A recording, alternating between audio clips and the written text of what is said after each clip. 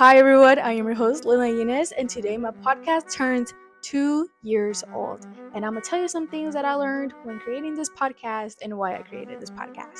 So I started my podcast 2 years ago, November 22nd, during my sophomore year of high school, because I felt like I had a calling to start something to motivate the generation.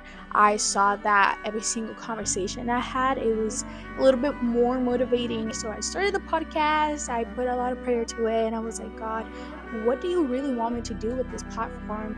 And that's where I felt like the Lord assigned me to make it based on motivation, self-improvement, mindset growth, and mental health.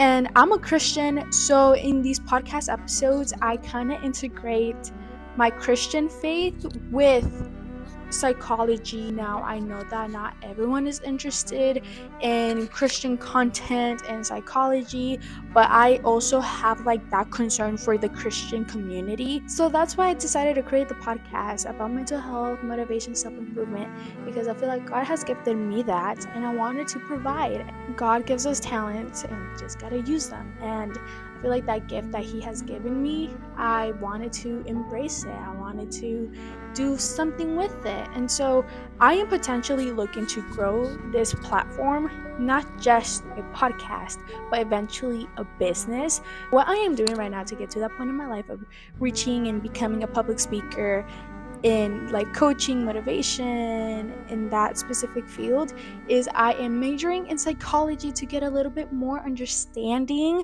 of how the mind works, the study of the mind, and then eventually go into the counseling field with a life coaching certificate, which I am getting one next year. So stay tuned, guys, when Frame of Mind has a life coaching institution. Anyways, guys, I love y'all so much.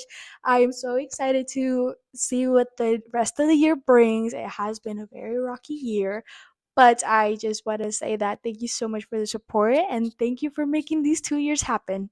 Love y'all.